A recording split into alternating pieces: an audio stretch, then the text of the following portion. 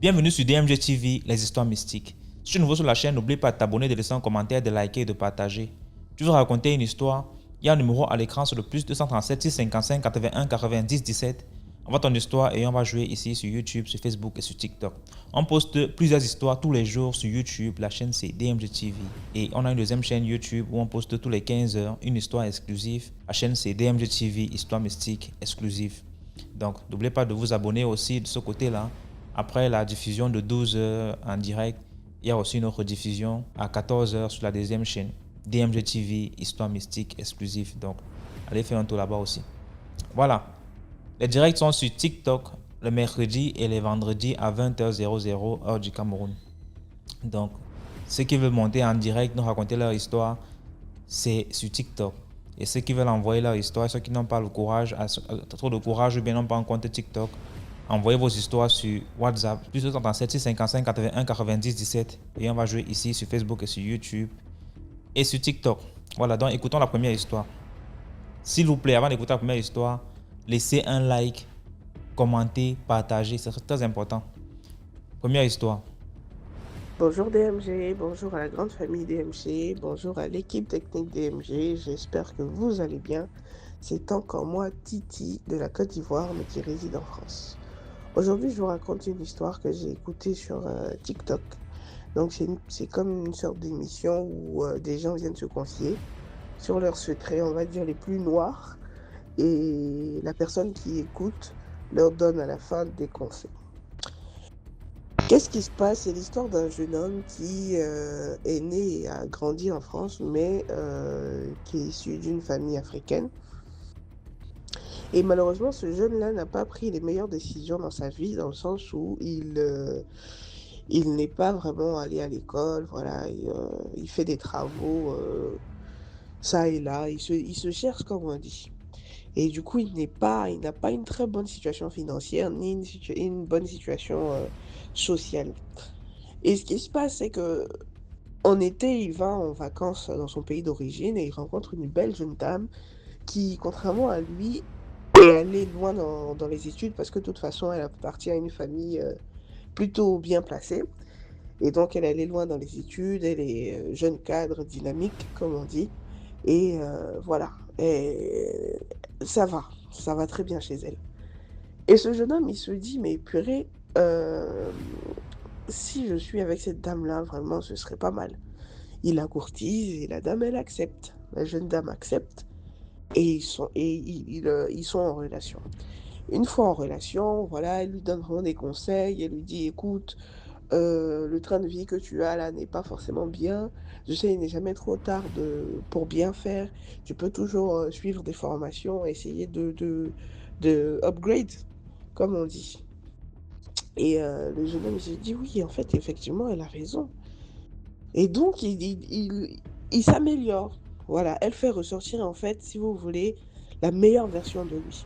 Et il se dit vraiment, si je suis avec cette dame-là, voilà, sa famille est bien placée, donc peut-être qu'elle pourra me situer quelque part, même si je quitte la France et que je viens rester au pays, peut-être qu'elle pourra me situer quelque part. Et donc, lui, c'est vraiment cet aspect, ce qu'il gagne, en fait, il est plus appâté par ce qu'il gagne de la relation plutôt que vraiment l'amour, en fait. Voilà, comme le disent nos frères camerounais, c'est vraiment, il a les longs yeux, quoi. Et au fil du temps, bon, la relation se passe et finalement, les vacances se terminent et il rentre en France. Quand il rentre en France, il sent que sa chérie, elle commence à s'éloigner un petit peu. Et clairement, elle lui dit, hein, elle lui dit que franchement, elle n'est pas trop relation à distance, elle n'est pas trop adepte de ce concept. Et, euh, et qu'elle souhaiterait que la relation se termine. Il lui dit, mais non, en fait, lui, il se dit, il faut absolument pas qu'il la perde parce que déjà, c'est un atout pour lui. Elle l'a aidé à s'améliorer et tout ça, et qu'en plus, voilà, elle peut jouer un rôle important dans sa vie, quoi. Et la jeune dame lui dit, désolé, mais moi j'ai rencontré quelqu'un d'autre qui est à peu près la même classe sociale que moi, tout se passe bien, en plus nos familles se connaissent et tout et tout et tout. Et lui, il la supplie quelque part. En fait, il perd tout, tout égo masculin, si on veut dire, parce qu'il supplie cette jeune dame de rester avec lui, non pas parce qu'il l'aime à la folie, mais parce qu'il voit en fait ce qu'il peut gagner de cette relation. Elle ne veut rien savoir, elle lui dit: «Écoute, moi je préfère rester avec, mon chéri d'ici, voilà et tout». Et lui, qu'est-ce qu'il fait? Il va voir un marabout ici en France et il lui dit: «Voilà, moi je veux rester absolument avec cette dame-là, donc essayez de faire quelque chose, aidez-moi». Donc qu'est-ce que le monsieur il fait? Le monsieur il lui prépare des bains qu'il va, employer et il lui dit quoi faire, mais le monsieur ne lui donne pas il lui dit pas en fait les conditions. C'est-à-dire ce que ces entités ou bien je ne sais pas, où est-ce qu'il a enlevé les produits là pour que le jeune se lave, mais il lui dit pas ce qu'il va prendre de ce jeune-là. Et le jeune il part, il fait ses bains et apparemment ça fonctionne parce que sa chérie revient, elle lui dit: «Écoute, j'aurais pas dû te laisser comme ça, on va essayer de recoller les morceaux et tout, on va voilà, ça on va faire en sorte que ça marche». Donc lui, il est content et il réfléchit, il se dit: «Mais qu'est-ce que c'est quoi les conditions?» parce que ça le trottait en fait, il dit: «Mais c'est quoi les conditions?» mais bon, il y réfléchit pas tant que ça, il laisse passer et à peine 2 mois après, son père qui était en pleine forme physique meurt. On ne sait pas pourquoi. En fait, c comme ça. Son père, il meurt et là, il se dit: «Mais c'est quoi ce truc?» Il tombe dans une dépression pas possible et il retourne voir le marabout et lui dit: «Mon père vient de mourir, je me demande si c'est pas ça les conditions». Le marabout lui dit: «Ah, tu as perdu quelqu'un de ta famille?» Il répond: «Oui». Il lui dit: «Bah, en fait, oui, c'était ça les conditions». Il dit: «Mais j'ai jamais voulu perdre mon père pour ça, enfin, pas pour une femme». On pourrait penser que le monsieur, le jeune homme, il se sent coupable ou quoi, hein. Mais il lui dit bon il se dit: «Bon OK, c'est pas bien grave. C'est pas bien grave, bon c'est arrivé» et finalement il finit par se remettre de la mort de son père et qu'est-ce qui se passe? Sa vie commence à être chamboulée. Sa vie commence à être mélangée, comme on dit. Il perd son travail, la chérie en question, elle finit par partir et elle se marie même avec, l'autre qu'elle avait rencontré au pays. Tout se mélange chez lui, en fait, ça va pas du tout. Et là, il retourne voir le marabout pour lui dire: «Écoute, là, ça va pas du tout, tout est mélangé là dans ma vie, essaie de faire quelque chose». Le marabout, il lui dit: «OK, pas de problème, je suis là pour ça». Il lui fait encore des lavements, des bains et le jeune, il retourne. Il fait ses bains, voilà, il fait ce que le marabout lui dit de faire et en l'espace de 2 3 mois, tout s'améliore dans sa vie. Il trouve des contrats, il trouve un logement et Dieu seul sait qu'ici, c'est vraiment compliqué d'avoir un logement. C'est pas comme, au pays où, tu as ton argent, tu viens, tu dis: «Tu veux tel logement» et ça passe. Ici, c'est vraiment un dossier. En tout cas, c'est vraiment casse-tête pour avoir un logement, mais en 2 3 mois, sa vie se range et tout et il rencontre quelqu'un. Il rencontre une jeune dame, tout se passe bien, la jeune dame vient s'installer avec lui, elle se dit: «Waouh!» voilà, enfin le gars, il se dit: «C'est ça y est, ma vie commence à être rangée» et ils essaient d'avoir un enfant. Première grossesse, fausse couche. Deuxième grossesse, fausse couche. Troisième fausse couche. Quatrième fausse couche. Et la jeune dame, sa chérie là, elle se dit: «Non mais ça y est, c'est bon, je peux pas vivre comme ça». Elle finit par le quitter et sa vie ça dégringole encore une fois. Il retourne voir le marabout, il lui demande: «Mais qu'est-ce qui se passe là? J'ai perdu 4 enfants en l'espace de même pas 1 an. Qu'est-ce qui se passe?» Bah, le marabout lui dit: «Bah, c'est encore une fois, c'est ça les conditions». Et il lui dit: «Mais les conditions, elles sont vraiment cher payées pour, heu» Pour ce que j'ai en contrepartie, en fait. Il dit: «Mais c'est ça la vie, c'est rien n'est gratuit, absolument rien n'est gratuit» et le jeune homme se retrouve là dans une situation compliquée, il sait pas quoi faire. Il va voir les pasteurs ont prié pour lui, rien ne va. Il va voir même des imams, ont prié pour lui, rien ne va et là, il se pose la question de savoir s'il retourne encore voir le marabout ou pas. Et c'est là que l'histoire se termine. Et moi, je voudrais exhorter nos jeunes frères, nos jeunes sœurs, parce que j'ai l'impression qu'on vit dans une génération, en tout cas notre génération, on vit vraiment dans une génération où on veut les bénéfices sans forcément le travail qui va avec. On veut euh, les biens, on veut tout ce qui est bon, mais sans forcément le travail et la patience surtout. Et la patience qui va avec. Et on cherche vraiment la facilité, quitte à sacrifier nos familles, quitte à sacrifier même nos futures générations. Et vraiment, voilà, c'est vraiment pour nous exhorter d'être patients et de travailler.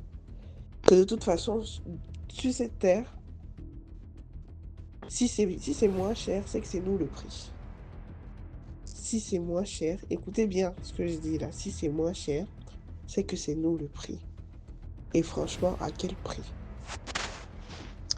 Bon, c'était l'histoire d'aujourd'hui. J'espère qu'elle vous aura plu. Excellente journée à vous. Au revoir.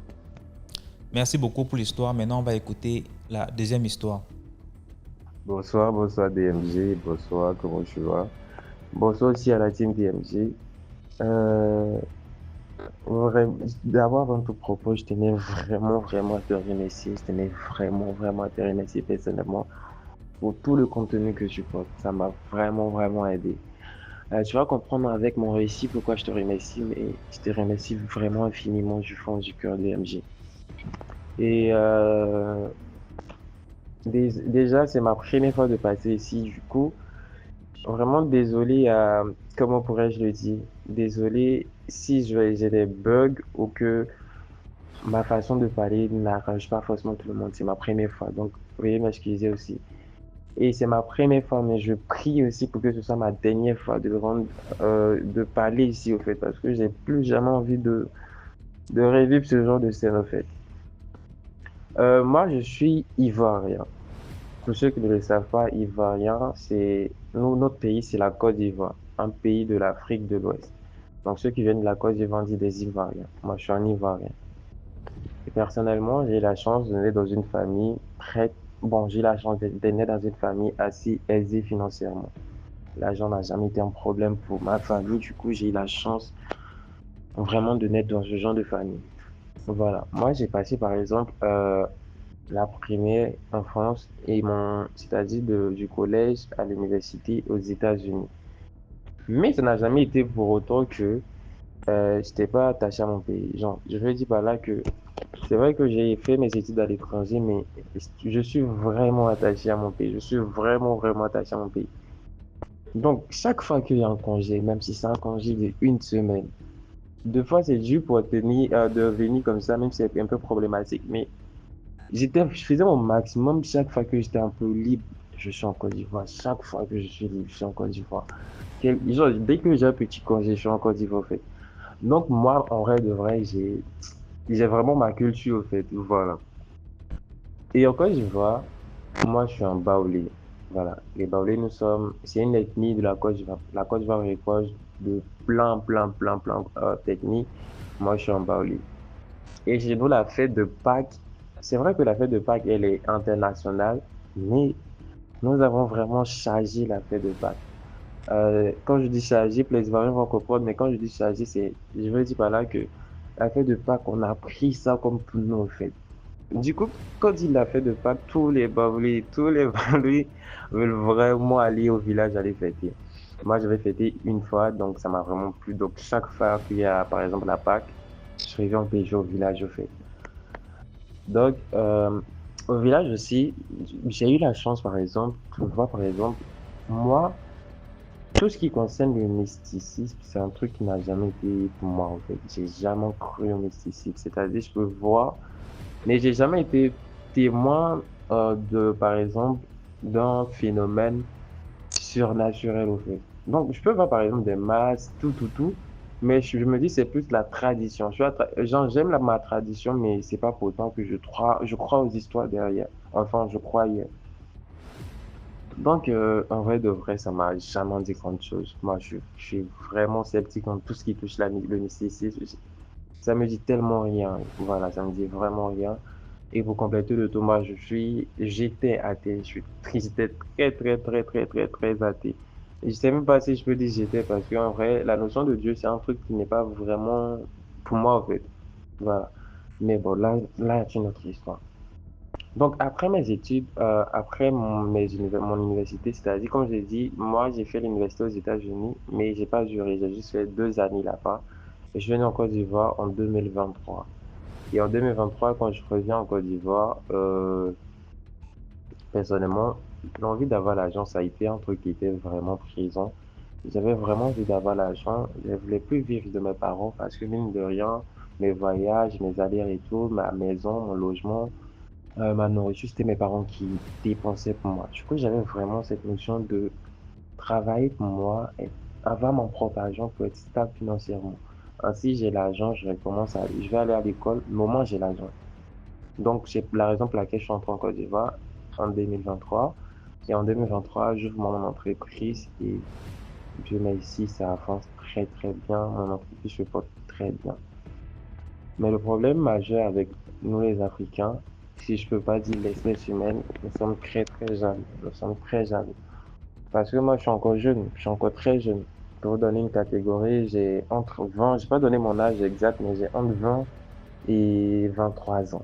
Voilà, entre 20 et 23 ans, je me situe là. Pour vous donner une catégorie. Donc, en vrai, la jalousie des gens, c'est un truc que je suis habitué. Je dis pas que les gens me disent ouvertement, je suis jaloux de toi, mais par la façon de faire, par la façon que les gens font, je sens aussi la jalousie, en fait. Tu sens, en fait, par les critiques, tout. Donc, en vrai, les choses comme ça, je suis tellement habitué que c'est un truc, ça m'a jamais dit grand chose, en fait. Toi, que je travaille pour moi et que je travaille pas pour toi, tout ce que tu vas dire sur moi, personnellement, je m'en fous tellement. Voilà. Donc, comme ça, le mois s'est passé. Il y avait un client qui m'a contacté personnellement et ce client se trouvait à l'intérieur du pays. Du coup, euh, je devais programmer mon voyage pour aller à l'intérieur du pays, genre du pays en question. Genre, quand j'ai à l'intérieur du pays, c'est disons, dans mon pays, dans une ville. Voilà, il y a beaucoup de villes dans mon pays. Moi, par exemple, je suis à Abidjan, mais je vais te le nom de la ville où je suis parti, au fait.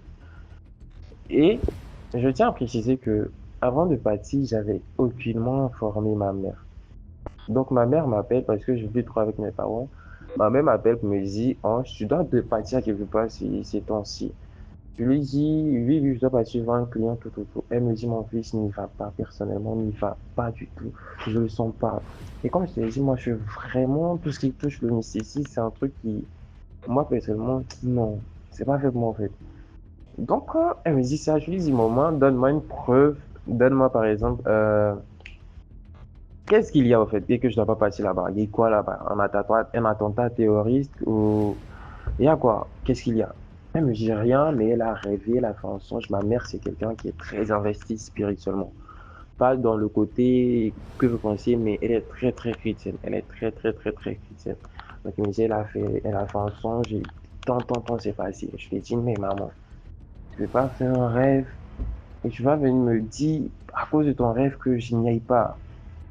Qu'est-ce qu'il y a? On est dans le film Harry Potter ou comment tu vois la vie, tu vois? Donc ma mère me dit non, ne va pas. Attends. Je lui dis non, la vieille, t'inquiète. Je vais pas dire, je vais pas durer. Si tu veux, tu m'accompagnes. Elle dit non, tout. Je dis ok. Mais bon, je vais pas durer.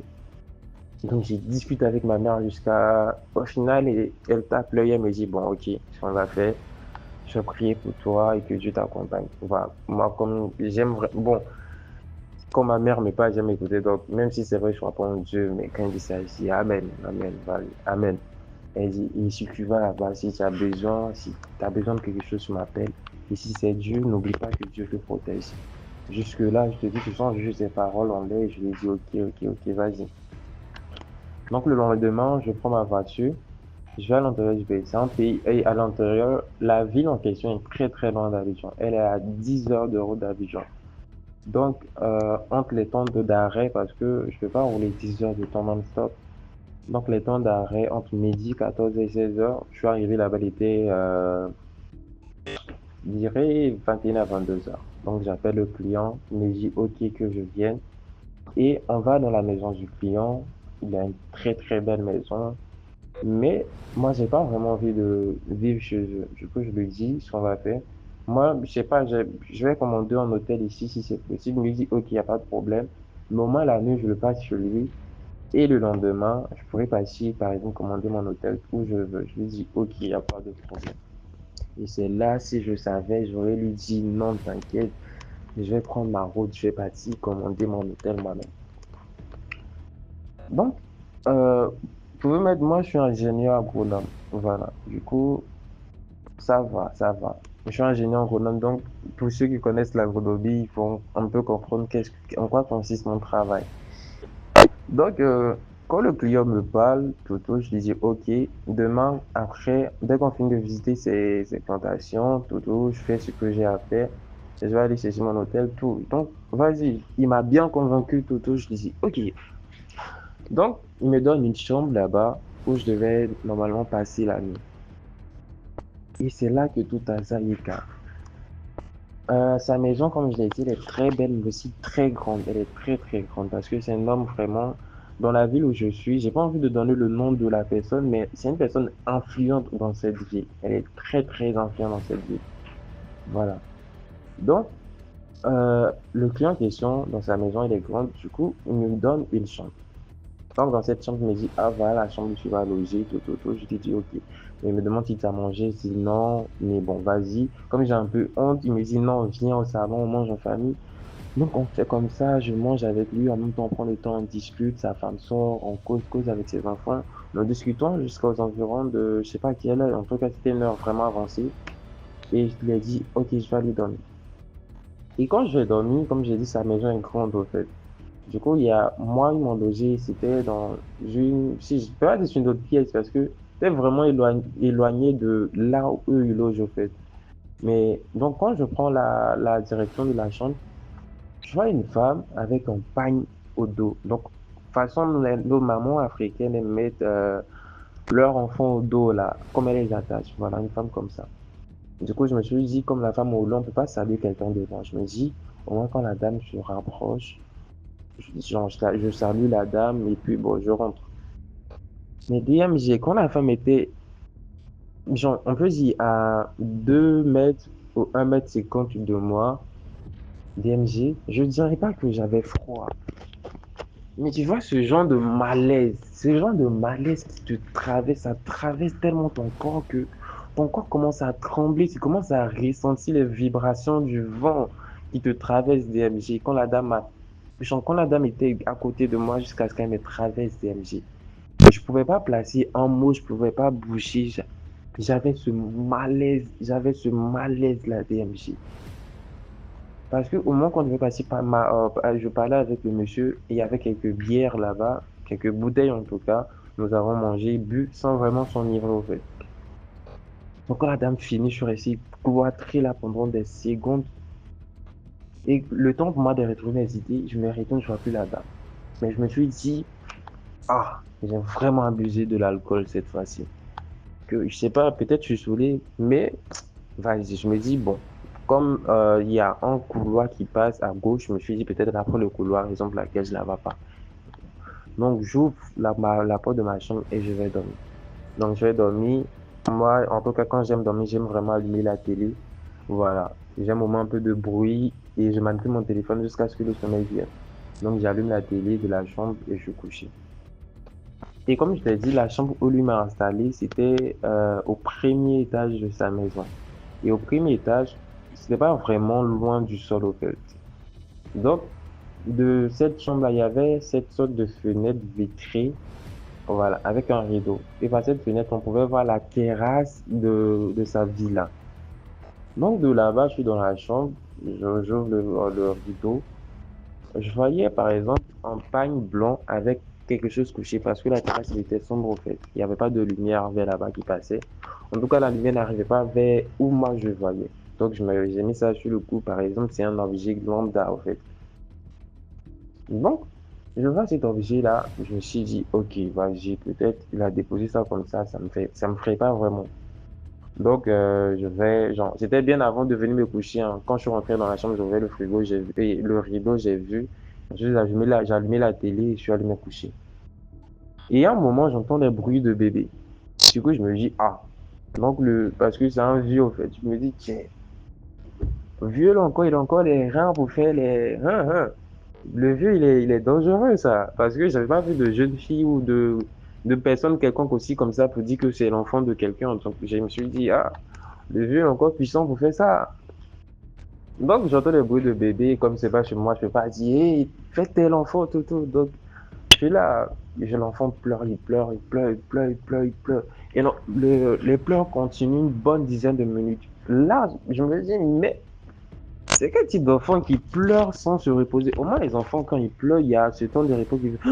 Voilà, tu vois, ce petit temps de repos, même si c'est pas long de 5-10 secondes quand même. Mais l'enfant, il pleure non-stop, DMG. Et le temps de me rendre compte, c'est que le bruit, ça provenait pas, par exemple, de en haut, en bas, ou bien du couloir de la chambre, mais de l'extérieur. Donc, je m'arrête maintenant de regarder de l'extérieur et je tends bien l'oreille. Je vois que le bruit provient de là où il y a le rideau. Je me dis, mais attends, c'est un enfant qui est couché là-bas? Donc, à ce moment, je me dis, bon, ok, j'ai pas le numéro de la personne, donc je dis, je vais sortir, aller soulever l'enfant et, venir taper à la porte du monsieur, lui dire que, ah, il y a un enfant qui pleure, je sais pas, c'est l'enfant de qui. Comme je t'ai dit, moi, à côté, pour ceux qui, il y a des gens, par exemple, ceux qui sont dans le mysticisme, vont dire, mais c'est bête, comment je peux voir un enfant pleurer, tu vas passer là-bas, c'est un gros cœur. Mais, quelque chose qui n'a pas vraiment de preuve évidente pour quelqu'un, c'est c'est un peu quelqu'un qui connaît pas un taser en fait. Quelqu'un qui connaît pas un taser, quand tu viens, tu lui tends ça. La personne qui est capable de mettre le taser sur son corps parce que plus c'est juste un jeu d'enfant. Quand il n'a pas encore appuyé sur la décharge et qu'il va ressentir la vibration dans son corps, la personne ne se dit pas que ah ça c'est stupide ce que je viens de faire en fait. Donc dans ma tête, ce genre de phénomène n'existe tellement pas que la première idée qui me vient en tête, c'est vraiment aller aider un enfant qui pleure au dehors, en plus dans ce froid, et le ramener chez ses parents, en fait. Donc, je me dis, je vais sortir, je vais aller appeler l'enfant. Et là, il entend quelqu'un tapoter à la porte. Co. En vrai, je voulais aller ouvrir, mais quelque chose me demande déjà c'est qui est à la porte. Et là, je dis, personne ne répond à la porte. Ça tape encore, quand je dis c'est qui, personne ne répond. Je vais ouvrir, je me dis peut-être c'est le monsieur. Mais j'ai vraiment un doute. Mon cœur est vraiment apeuré. Je demande, mais c'est qui, s'il vous plaît? Personne ne répond. Et un silence pendant 30 secondes et tout a zaï. La personne commence à cogner à la porte comme s'il était là à faire de la boxe avec la porte. Ça fait bou, bou, bou. Là, DMG, mon cœur était mort. C'est-à-dire, si à ce moment-là, moi j'étais en vieux, personnellement, j'allais mourir de crise cardiaque. La personne commence à taper à la porte, bou, bou, bou, bou. Je veux crier pour dire au secours, mais je me dis, mais c'est quoi ça? C'est une face ou c'est quoi? Du coup, DMG, mon cœur était mort. Et en plus, accompagné de ça, il y a le pleur de l'enfant. Et c'est là que je commence à prendre conscience, mais à cette heure, un enfant, il fait quoi là-bas, en fait, déjà? Qui l'a emmené là-bas? Et c'est qui la personne qui tape? Donc là, DMG, mon cœur était vraiment mort. Mon cœur était mort. Mon cœur était mort, mort, mort de chez mort, DMG. Mon cœur était mort de chez mort. Et DMG, je promets toute l'histoire que j'ai racontée. Attends. Désolé, c'est. Attendez un peu que je prends un peu de souffle parce que c'est. Ah, vraiment désolé. Je promets que cette histoire-là, c'est pas quelqu'un qui m'a raconté, c'est moi qui l'ai vécu. Et personnellement, l'histoire que je vais te raconter, si c'était une autre personne qui venait me le dire, si c'était une autre personne qui venait me raconter ça, DMG, je lui aurais dit, toi, t'es fou, toi. Genre, toi, on te donne soit t'as besoin de travail psychiatrique, au fait. Parce que je pensais pas ce genre de choses possibles. Donc, c'était mort pour moi, en fait. Donc, je suis au dehors et à un certain moment, je commence à réfléchir maintenant entre les pleurs de l'enfant, la dame au dehors. Je me dis, mais c'est quoi ça? C'est quoi ça? C'est quoi ça? Et là, de la porte, comme je t'ai dit, il y a cette espèce de vitre qui fait d'office de fenêtre devant moi. Donc, quand je regarde cette vitre-là, l'enfant qui était censé être un enfant nouveau-né, qui était couché en train de pleurer. Il y a ce bébé DMG, je le promets, je l'ai vu de mes propres yeux. J'ai pas halluciné, c'est pas l'effet de l'alcool, c'est pas quelqu'un qui vous raconte. C'est moi, un enfant, un bébé, je te parle, un bébé. Le gars se lève et il commence à marcher et en même temps il pleure au fait. J'aperçois la silhouette d'un enfant qui marche et qui pleure, il pleure, il pleure et il avance. Pas d'un ton rapide, pas d'un ton doucement. Il est au milieu, le gars marche, il vient et il pleure. Là, DMG, je me suis dit, qu'est- qui m'a envoyé au fait? Qui m'a envoyé? Qui m'a envoyé, Seigneur? Je pensais pas à Seigneur au fait, mais qui m'a envoyé ici? Qui m'a envoyé? Et là, l'enfant pleure, la personne, elle arrête de taper à la porte. Tu vois, DMG. Et l'enfant, il arrive, il arrive, il arrive. Je suis tellement, je peux bouger, je suis totalement maître de mes mouvements, mais je suis concentré sur l'enfant. Je suis tellement concentré sur l'enfant, DMG, que j'oublie que il y a quelqu'un qui frappait à la porte derrière, en fait. Donc, je suis arrêté, je suis tellement concentré sur l'enfant, je suis tellement concentré sur l'enfant. Et là, je me rends compte que maintenant, le bruit qui est derrière, ça ne fait plus. Donc, le temps de me retourner, aller regarder à la porte s'il y a quelqu'un et de regarder au dehors vers l'enfant. La terrasse, elle est grande. J'ai une très grande vue de pas de, 100 de 180 degrés au fait au dehors. Donc, quels que soient les coins et les recoins où l'enfant doit passer, normalement, je dois le voir. Plus rien. Il n'y a plus d'enfant DMG. Et là, je suis arrêté. J'essaie de trouver une explication. Qu'est-ce qui se passe? Dans la douche de la chambre où je suis, des bruits d'enfants de NG. Et dans le bruit de cette même douche, la personne qui frappait à la porte de, de la chambre, je sais pas si c'est cette même personne, mais ce sont ces mêmes tapements. Et ça commence doucement. J'entends d'abord l'enfant qui pleure. Là, mon cœur est déjà mort, je suis déjà mort. Et j'entends encore, encore 3 fois. Et en même temps, bon, la personne a commencé à taper. Là, je me suis dit, Seigneur, si je savais, j'allais écouter ma mère. Et quand je commence à parler de ma mère, je me suis rappelé, elle m'a dit, si tu as besoin de quelque chose, dis Jésus, commence à parler. Je dis le nom sans vraiment y croire ou bien sans vraiment parler, mais à cet instant précis, si je devais avoir, par exemple, une seule personne pour m'aider, même si c'était crier le nom de Kirikou ou bien le nom de Angelo Ladeboy, la seule personne qui pourrait me venir en aide, si j'avais au moins une chance de au moins me rassurer, j'allais le faire. Donc, je ne dirais pas avec foi, mais avec une dévotion que vraiment, j'ai vraiment besoin d'aide. Je prie Jésus, Jésus, aide-moi, viens mon aide, Seigneur, viens mon aide, s'il te plaît. Viens mon aide, Seigneur, viens mon aide. Ça a commencé dans mon cœur, je commençais à parler dans mon cœur, viens mon aide, Seigneur, viens mon aide, viens mon aide. Et là, ça commence à sortir, je commence à parler doucement, viens mon aide, Jésus, aide-moi. Parce que je n'ai pas de notion de prière, j'ai pas de notion de parler en langue, comme dit les gens qui parlent en langue. Non, tout ce que je dis, c'est aide-moi, Seigneur. Ça vient doucement, il arrive à ce moment, je commence à crier, aide-moi, Seigneur, aide-moi, Seigneur, aide-moi, Seigneur. Et dans la douche, la personne commence à frapper, en même temps, elle commence à frapper la porte, et elle commence à crier. En DMG, attends, Seigneur, aide-moi. La personne commence à crier dans la douche DMG, la personne commence à crier, elle crie, elle tape à la porte, un cri de détresse, une personne qui commence à s'enflammer, genre, une personne qui souffre, donc, je sais pas comment s'expliquer, une personne qui souffre, cette personne-là, tu sais qu'elle souffre DMG, elle souffre comme c'est pas possible à l'intérieur de la maison, elle souffre, elle commence à crier, elle tape à la porte, elle tape, elle tape, elle tape, elle tape, elle tape, et là, je me dis, soit je sors, soit je meurs en fait. Donc j'ouvre la porte, je commence à courir DMG, je commence à courir, courir. Je cours. J'avais rien pris, que ce soit mon téléphone, mes bagages, rien. L'habit que j'avais porté avant d'aller me coucher, je prends, je cours. Et là, comme je t'ai dit, il s'agit d'une villa. Et arrivé devant la porte, le grand portail de la villa, il n'y a personne, il n'y a pas de gardien, la porte est fermée. Et là, VMG, c'est pourquoi je dis, si je venais dire à quelqu'un, s'il y a une personne, si je disais par exemple à une personne lambda, Moi, comme ça, moi, de mon moi du passé, si tu venais me raconter ça, je vais te dire, mais toi, t'es malade, toi. Ça se peut pas que ce genre de choses existent. Arrête de rêver, au fait. DMG, il n'y a personne dans la maison. Il n'y a personne dans la maison.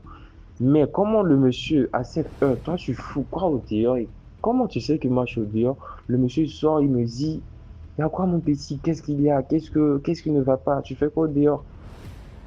Je me suis dit, c'est pas possible. Comment? À quel moment tu es venu derrière? Au moins, même si tu viens, j'ai eu le temps de courir. Au moins, je t'entends venir. Même si je te vois pas, je sais pas ta chambre est située où, je t'entends tes pas, au fait, je t'entends tes pas. Du coup, le monsieur, il est derrière moi, il commence à me dire, viens, rentre, n'inquiète, il n'y a rien, viens. Et là, il y a une fois, je me dis, non, n'y va pas, ne l'écoute pas. Mais en même temps, je me dis, mais c'est bien vrai de ne pas l'écouter. Mais moi, comment je fais pour sortir? Parce que là, si le gars, il veut me faire du mal, je pense pas être en mesure de faire quelque chose. Et le gars commence à persister, il me dit, viens, t'inquiète pas, rentre, viens. Mais il y a une chose que je remarquais, c'est que il était arrêté, il était vraiment éloigné de moi, me disant, viens, en fait. Il ne pouvait pas s'approcher, il ne pouvait pas rentrer, au fait, il ne pouvait pas rentrer. Il me dit, viens. Et quand il veut s'approcher, à un certain moment, il se recule. Je me dis, mais, genre, DMG, c'est tellement fou.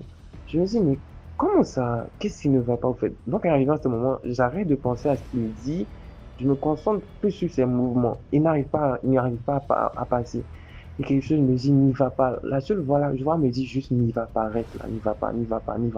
Donc, moi, je me dis, je vais rester là, je vais rester là, je reste ici. Je ne sais pas à quelle force me donne le courage de rester parce que tout ce que moi, j'avais envie, c'était de courir, au fait. Mais je suis resté là, je suis resté là. Il me dit, viens.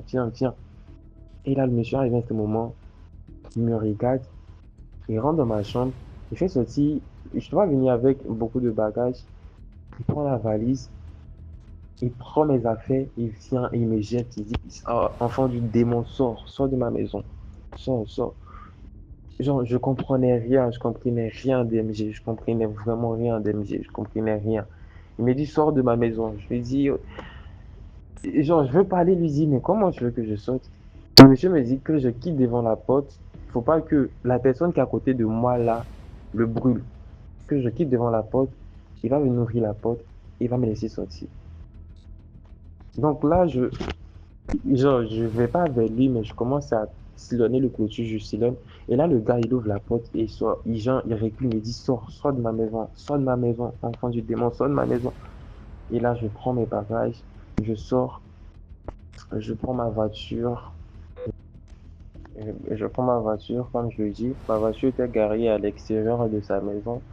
Je rentre dans la voiture, je démarre, je bouge TMG, je bouge, je roule sans m'arrêter. Sur le moment, je savais pas où je partais parce que là où il était, je connaissais pas vraiment, mais je roule au fait. Là où je vois une route, je roule. J'ai roulé pendant une bonne, genre, c'est-à-dire, je roule sans vraiment être concentré sur la route. Et vraiment, il fallait vraiment la puissance de Dieu pour m'aider à ce moment-là. Parce que si je devais avoir un accident, je te jure, DMG, j'aurais pas le temps de te faire ce vocal parce que je roule sans vraiment être concentré sur la maison parce que je tremble de froid, je tremble de peur. Tout mon esprit est apeuré, tout mon corps est apeuré, DMG. Tout mon être est concentré sur ce qui vient de se passer, DMG. Du coup, je tremble de tout mon être, DMG. Je veux la rouler, mais ma tête n'est pas concentrée sur la route, au fait. Et au moment maintenant de reprendre mes esprits, j'essaie au moins de trouver la route où j'étais en fait. La route quand j'ai pris pour rentrer. Donc je prends cette route-là. En partant, je programme mon GPS maintenant à Abidjan. Je roule, je ne me suis pas arrêté DMG. Je sais pas, j'ai quitté là-bas à quelle heure. Bon, mais en tout cas, je suis arrivé à la maison, il était 17 heures. Et quand j'arrive à la maison DMG, je suis tombé malade. J'étais très malade. J'étais très malade, tu vois. Et il y a ma mère qui m'a appelé, c'est-à-dire, quand je suis arrivé le premier, le deuxième jour, j'étais malade, en fait. Je ne l'ai pas appelé ma maman pour lui dire. Elle m'appelle, elle me dit, Ange, t'as quoi? Tu te sens pas bien?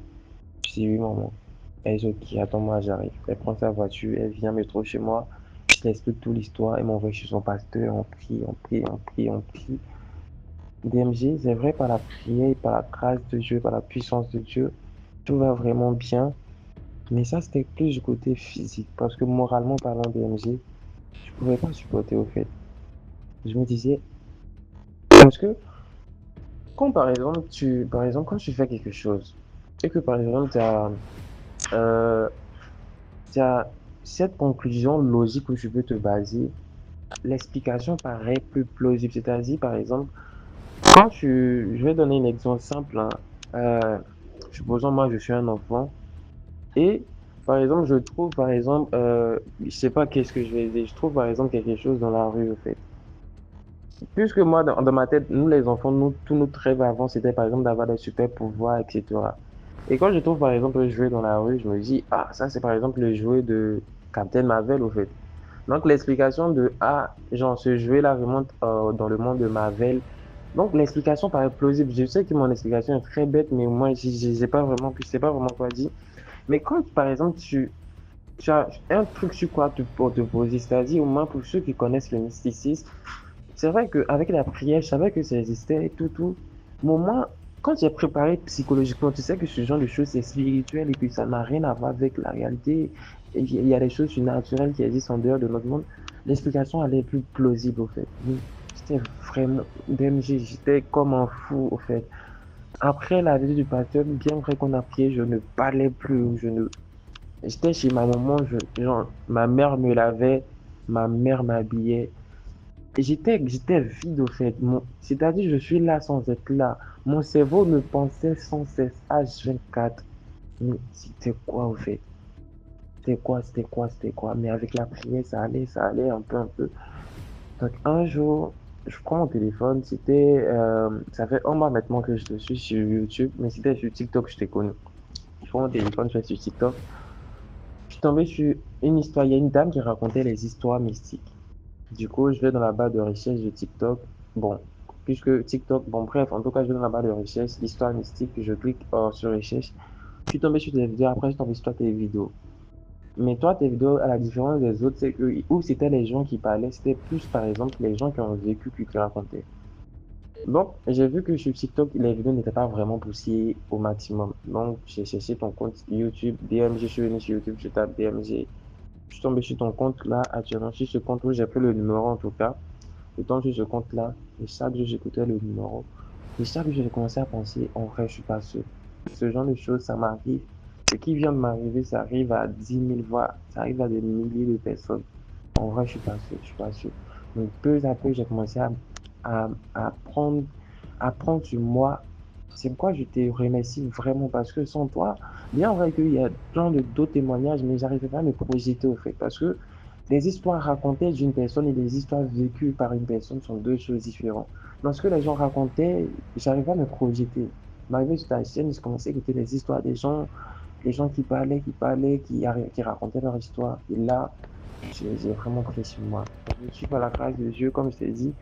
C'est vrai, je crois en Dieu, tout, tout. Actuellement, je crois en Dieu, je suis plus athée, mais je suis pas encore chrétien, tu vois. J'ai pas encore franchi ce cap-là. Mais par la grâce de Dieu, tout ça va, ça va. Je vais juste me concentrer sur les études et sur mon travail. Et comme je t'ai dit, j'espère vraiment que ça sera ma dernière fois de raconter une histoire ici d'MJ parce que j'ai jamais eu d'événement mystique depuis que je suis né et je ne veux plus jamais y en avoir. Du coup, je ne dirai pas la prochaine DMG, je dirai merci vraiment pour tout et que Dieu te garde DMG, que Dieu te protège et que tout ce qui sera comme attaque de l'ennemi, comme toi, pour vouloir gâter tout ce que tu as fait, ce soit brisé par le nom puissant de Jésus-Christ de Nazareth. Amen. Merci beaucoup pour l'histoire. Maintenant, on va écouter la troisième histoire. Bonsoir DMG, je suis camerounaise et j'aimerais raconter une histoire que j'ai vécue moi-même. En fait, nous sommes dans les années 2015. Je fais la rencontre vraiment hasardeuse d'un jeune homme dont je ne vais pas donner la tribu pour ne pas être peut-être lynché ou mal comprise. On échange et on communique pendant des mois et on se voyait souvent dans des restaurants, dans des, je sais pas, en dehors de chez lui quand même. Un jour, il m'invite donc à pour une sortie. On va faire la sortie déjà vers les 21 heures. Étant donné que je travaillais déjà parce que j'ai commencé à travailler très jeune, il m'invite donc à aller chez lui. Bon, étant donné qu'on se fréquentait depuis plus de 6 mois, hein, il m'invite chez lui sans arrêt penser, j'y vais. Et quand j'y vais, je, on passe la nuit. Il m'a dit non, il ne se sent pas bien et tout. Et en réalité, même étant au restaurant, il ne se sentait pas bien. Raison pour laquelle j'ai décidé même, m'a même galvanisé en fait, à aller chez lui parce que je me suis dit dans la nuit, ça peut tourner mal. Et au petit matin, il me fait comprendre que il a un appel, il a reçu un appel, il va aller voir un ami avant de revenir. Il sort, il part, il va revenir. Bon, moi je me suis dit, bon, nous étions comme ça un vendredi. Je ne devais pas travailler le week-end. Oui, je ne devais pas travailler le week-end. Nous sommes donc partis. Il est donc parti. Et je suis resté là.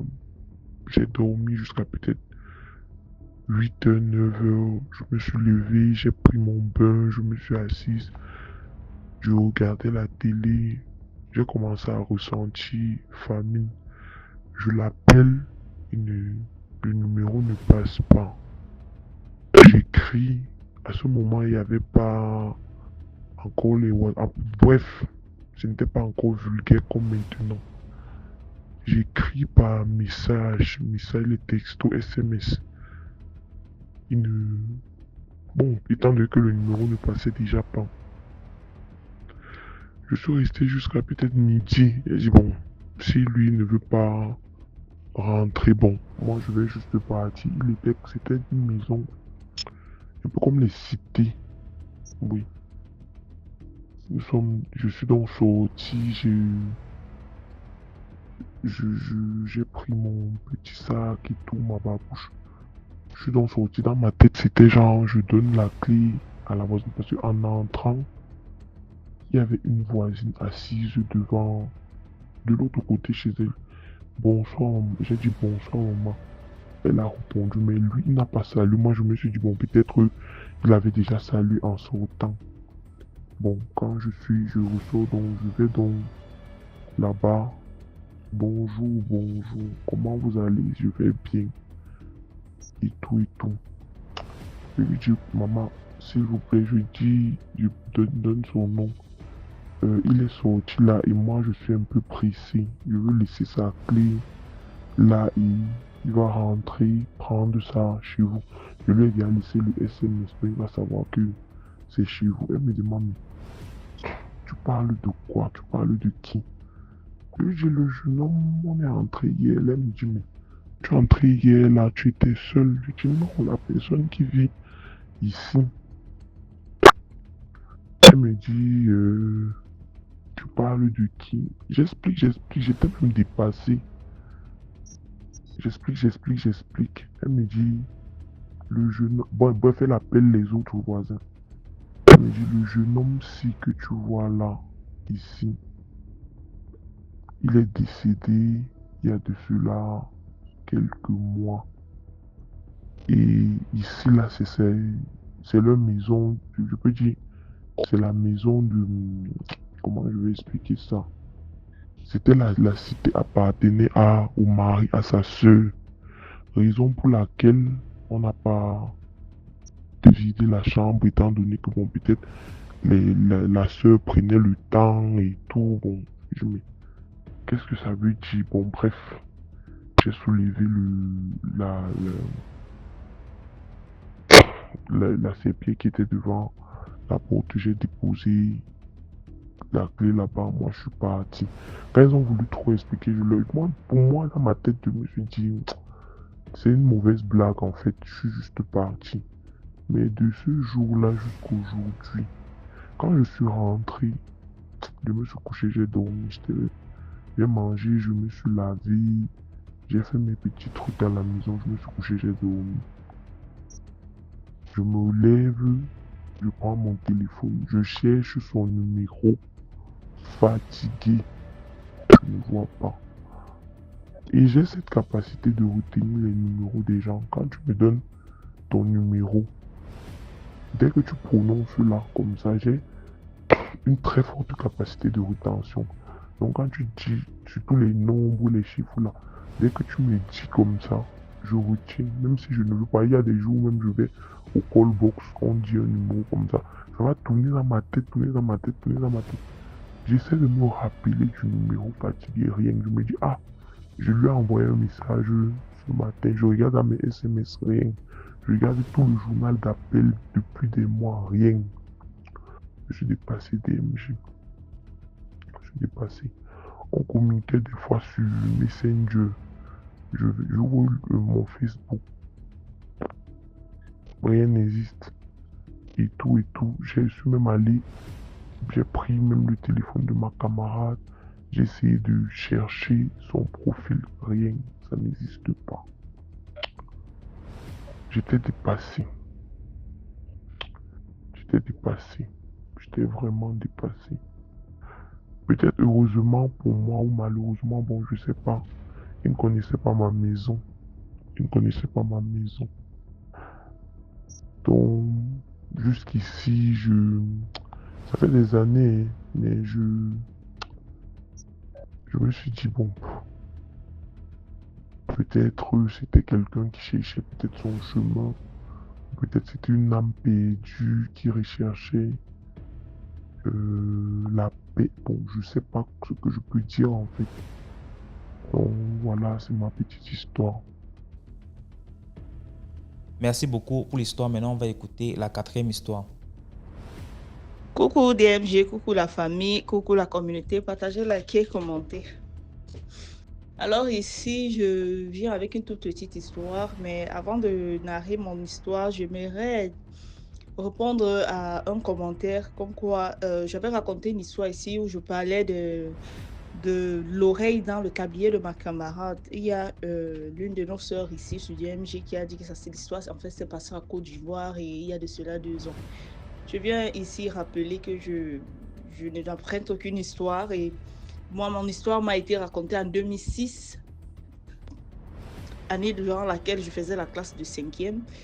Je passe aussi par ce commentaire pour féliciter DMG parce que c'est une occasion ici pour comprendre que la chaîne DMG est là pour sensibiliser, vu que les histoires se répètent, quel que soit le lieu ou bien le temps.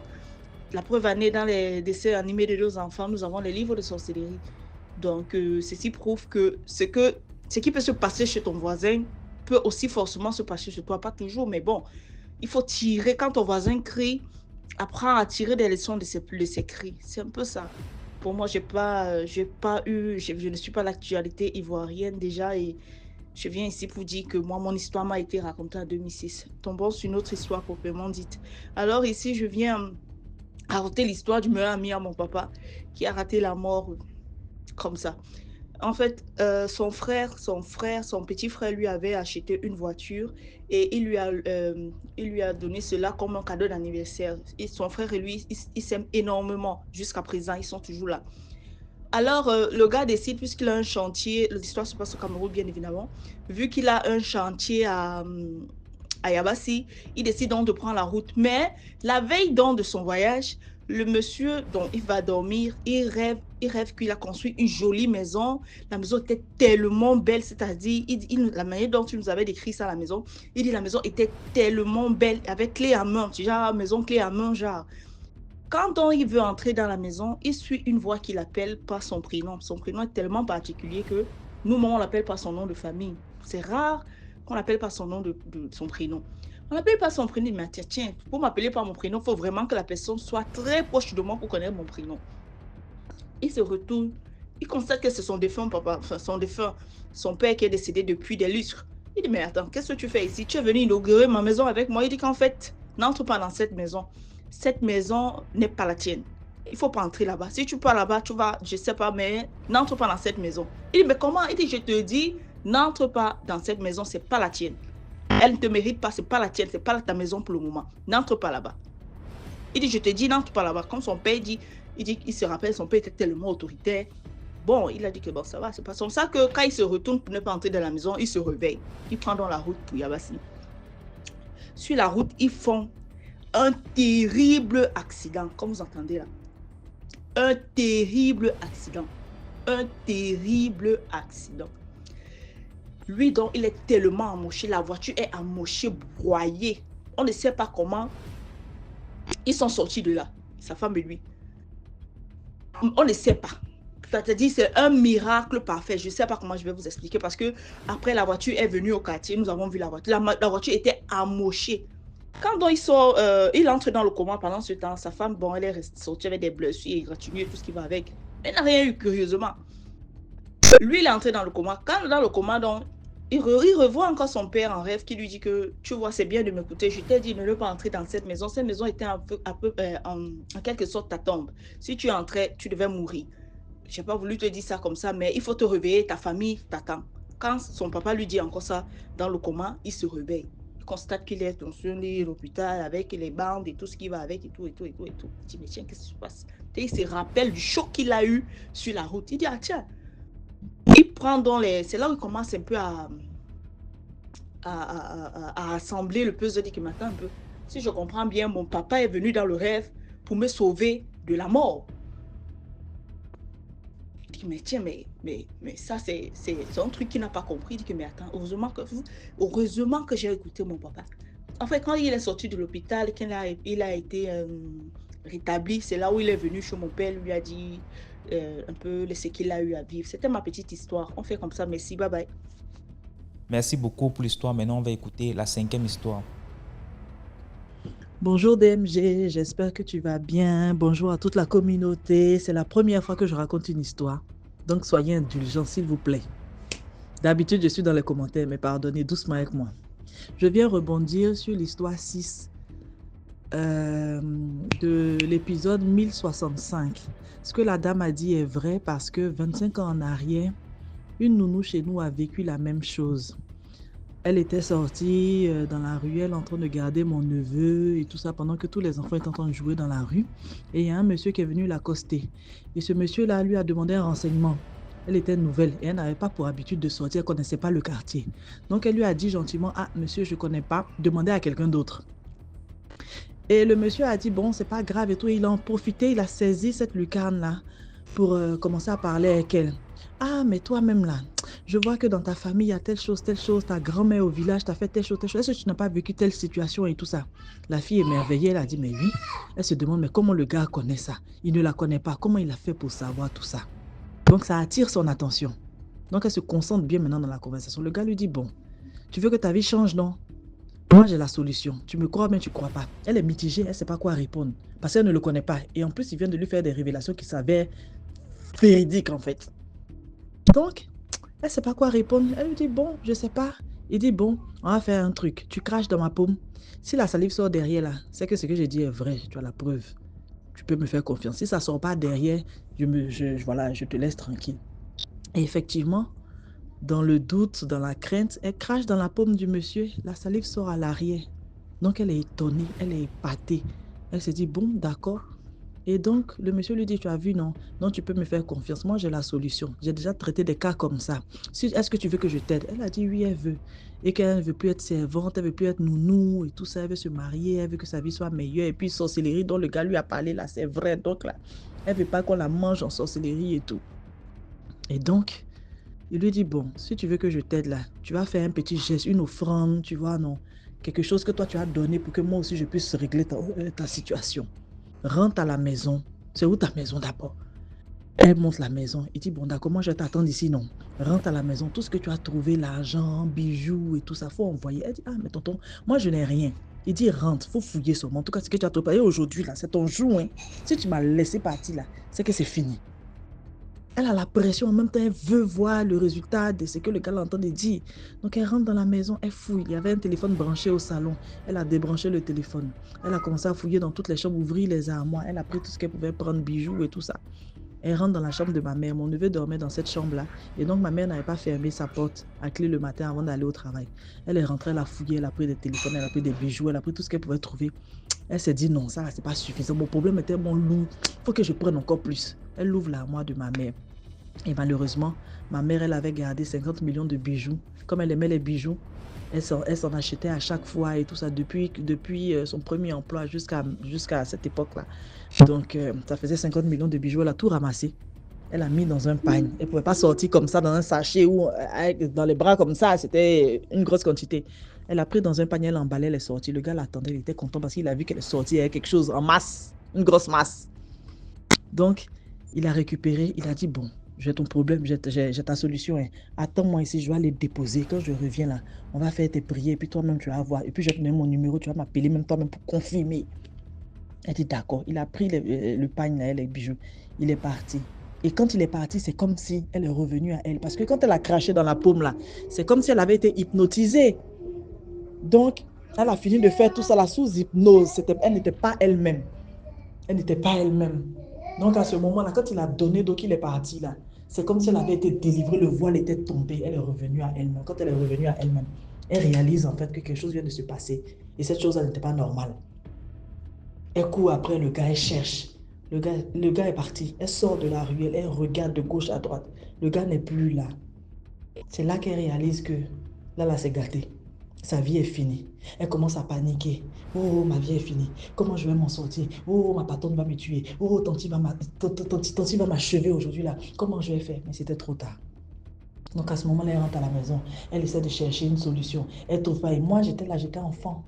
Je regardais, j'avais suivi la scène. Mais moi, c'est pas mon problème parce qu'on lui a donné, c'est son travail à elle. C'est elle qui a été bernée. Et après, moi, en tant qu'enfant, moi, j'étais allée jouer avec les autres enfants et tout. Mais après, quand elle est rentrée à la maison, quand on est rentré à la maison, elle a expliqué et tout ça. Là, j'ai compris, en fait, que, effectivement, ce que j'avais suivi, ce à quoi j'avais assisté, était réel et qu'elle allait avoir des problèmes. Donc, à ce moment-là, elle rentre dans la maison, elle est paniquée. Elle veut partir, mais elle ne peut pas partir parce qu'elle ne sait pas.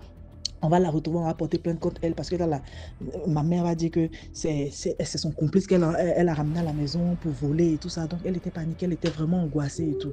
Et le soir, bien évidemment, quand ma mère est rentrée, c'était gâté, c'était des problèmes.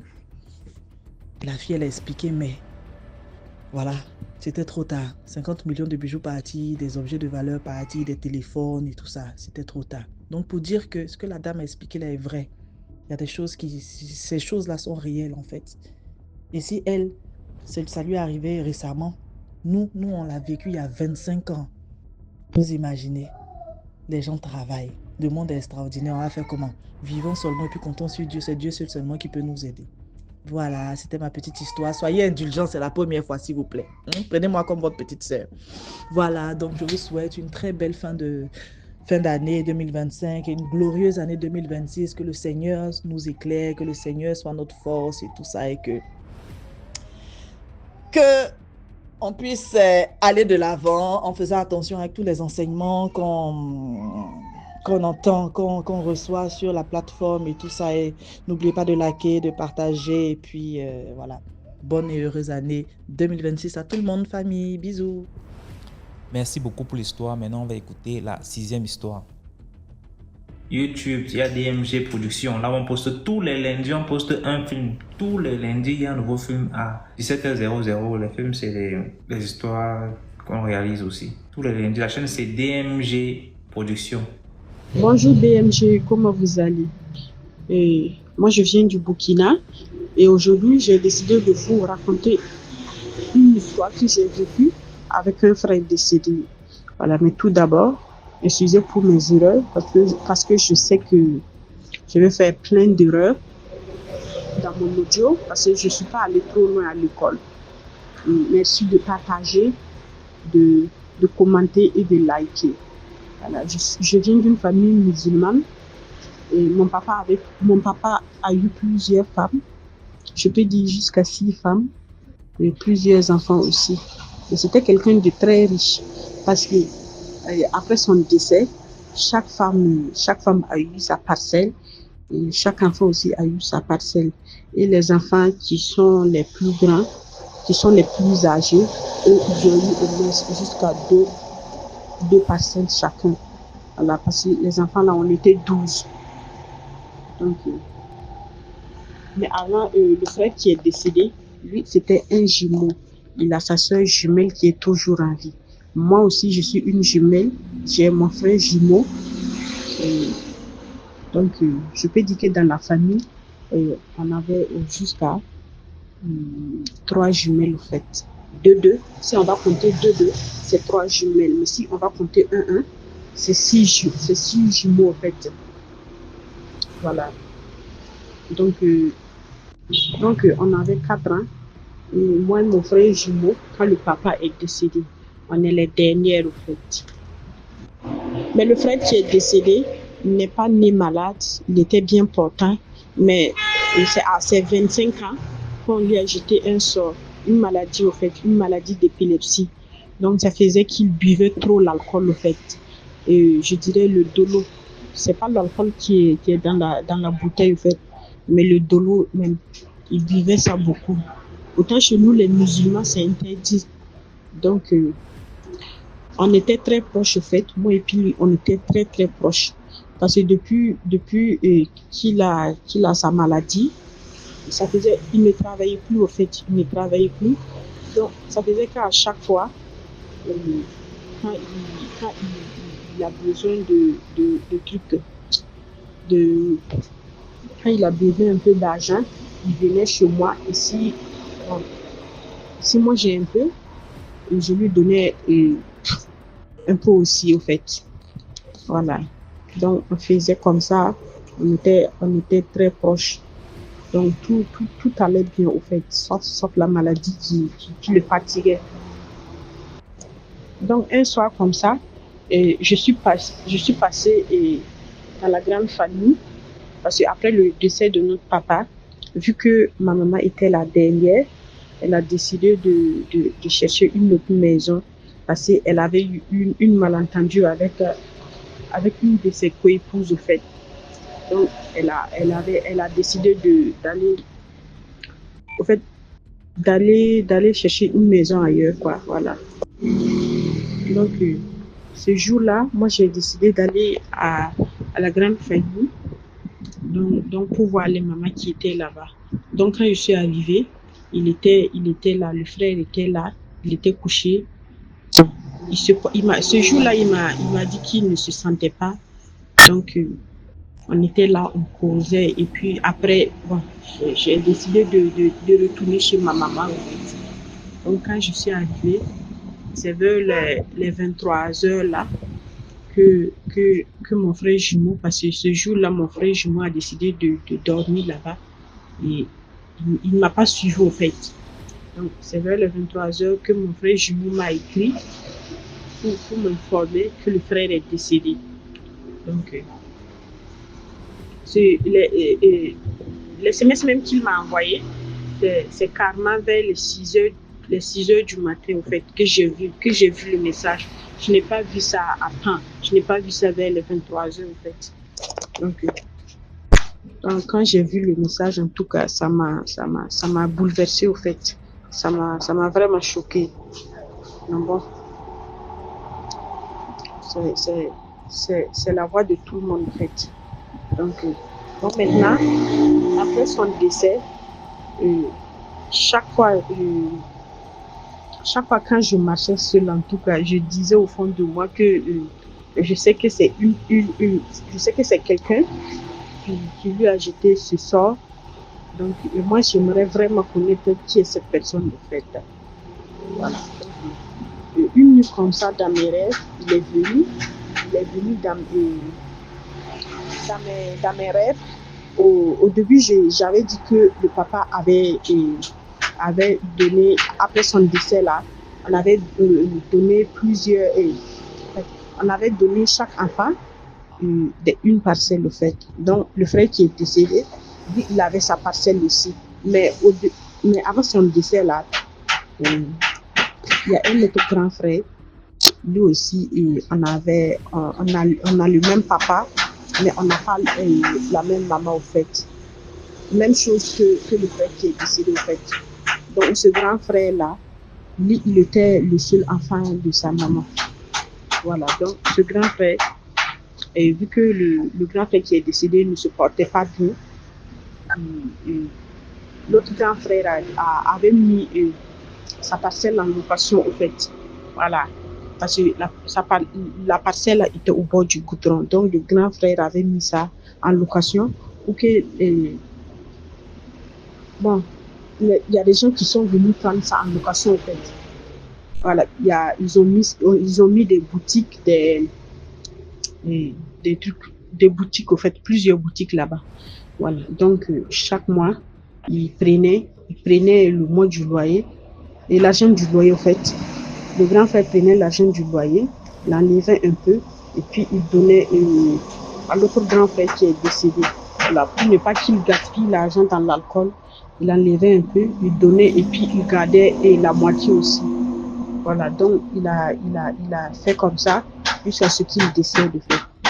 Donc une nuit dans mes rêves, le grand frère est venu, le grand frère qui est décédé est venu. Moi, je l'ai vu. Il était en train de discuter avec mon frère jumeau.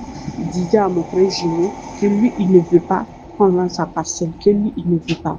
Et dans mes rêves, il tenait un couteau. Et puis, il voulait poignarder mon frère jumeau. Il a dit, si tu vends ma parcelle, je vais te tuer. Je ne peux pas et je ne veux pas qu'on vende ma parcelle. Donc, le lendemain, quand je me suis réveillée, j'ai décidé de dire à l'autre grand frère qui avait mis la parcelle en location là, j'ai décidé de parler avec lui. Voilà. Mais après son décès, moi j'ai quitté la ville, au fait, la ville où on était là. Moi j'ai quitté, j'ai eu un mari, donc j'ai quitté la ville et puis j'ai suivi mon mari, on s'est mariés, donc j'ai suivi mon mari, puis on est allé ailleurs. Donc, c'est en étant chez mon mari que j'ai rêvé que le grand frère qui est décédé ne voulait pas qu'on vende sa parcelle, au fait. Donc, le lendemain, j'ai appelé le grand frère qui avait mis la parcelle en location. Je lui ai raconté l'histoire. Voilà. Donc, et ce grand frère m'a dit que oui, qu'effectivement, les grands frères du défunt et grandes sœurs du défunt sont venus lui dire de l'aider, ils vont vendre la parcelle. Que vu que c'est lui qui avait mis la parcelle en location, voilà, de l'aider, de les aider, ils vont vendre la parcelle. Parce que comme le défunt n'est plus là, c'est mieux, ils vont vendre et puis se partager l'argent. Voilà, ces grands frères du même père et puis du même mère. Voilà, c'est eux qui ont demandé à ce qu'on vende la parcelle. Donc, quand le grand frère m'a dit ça, moi je lui ai dit, en tout cas, dans mes rêves, le défunt a dit de ne pas vendre sa parcelle qu'il ne veut pas. Donc, c'est à vous de voir, au fait. Donc, moi je suis un enfant, je ne peux pas vous conseiller de ne pas vendre ou de vendre. Donc, c'est à vous de voir. Donc, ce jour-là même, le grand frère a appelé ses soeurs et puis ses autres frères-là. Il leur dit que non, que lui, il ne va plus vendre parce que c'est pas sûr qu'il va pouvoir. Que s'ils veulent là, ils n'ont qu'à vendre eux-mêmes. S'ils veulent, ils n'ont qu'à vendre eux-mêmes. S'ils veulent aussi, ils n'ont qu'à laisser. Mais lui, franchement, il va plus vendre, au fait. Voilà, il va plus vendre. Donc, je peux dire, ce jour-là, en tout cas, il a carrément lavé les mains, au fait. Il a dit que lui, il ne peut plus. Donc, je peux dire que jusqu'à aujourd'hui, la parcelle est toujours là. La parcelle est toujours là, toujours en location. Et les autres grands frères aussi ont abandonné. Ils ont abandonné, au fait. Ils ont dit, parce qu'ils ont carrément oublié, au fait. Je peux dire qu'ils ont oublié parce qu'ils ne parlent même plus de ça, au fait. Voilà, donc le grand frère qui avait mis ça en location, il a laissé ça là-bas. Mais chaque fin du mois, il continue de prendre l'argent et puis il part remettre à la maman du défunt. En fait. Vu que sa maman est toujours en vie, il prend l'argent et puis il part remettre l'argent à la maman. En fait. Voilà. Le moral de l'histoire que je peux donner, c'est toujours considérer certains rêves. En fait. Voilà, parce que moi, c'est pas ma première fois de le voir dans mes rêves.